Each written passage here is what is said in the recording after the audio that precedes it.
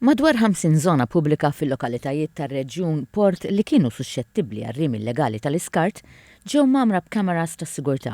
Ħabret dan is-Segretarju Parlamentari għall-Gvern Lokali Alison Zerafa Civelli flimkien mal-President tal-Kunsill Reġjonali tal-Port Paul Farrugia f'konferenza tal-aħbarijiet fil-Belt fejn 4 żoni ġew mamra bil-kameras. Dawn jinkludu ż-żona tal-Kamrata, Triq il-Merkanti kantuniera ma' Triq Tramuntana, Triq San Nikola kantuniera ma' Triq San Pawl u Triq il-Fran kantuniera ma' Triq San Dominku. Is-sistemi tal-kameras tas-sigurtà ġew finanzjati mill-Kunsill Reġjonali Port biex jassistu lil kunsilli lokali fih dan ir-reġjun fiż-żamma tal-indafa ta' dawn il-11 lokalità.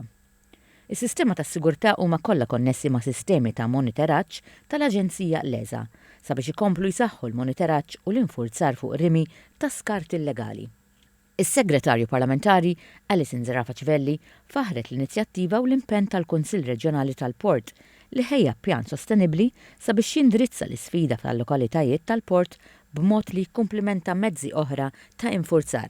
Hija qalet li dan l-investiment f'aktar infurzar kien importanti wara li fl-2023 il-Kunsilli Reġjonali blew jamministraw il-ġbir tal-iskart domestiku fuq bażi reġjonali u skont l-iskeda nazzjonali tal-ġbir tal-iskart.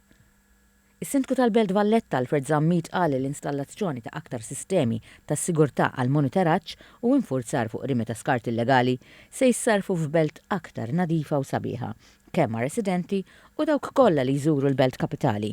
Il-President tal-Kunsill Reġjonali tal-Port Paul Farrugia qal li r-Reġjun Port impenjat li jkompli jaħdem u jassisti lill kunsilli lokali fiħdanu sabiex jindirizzaw sfidi li jistgħu jkunu ta' deterrent għal kwalità tal-ħajja tar-residenti.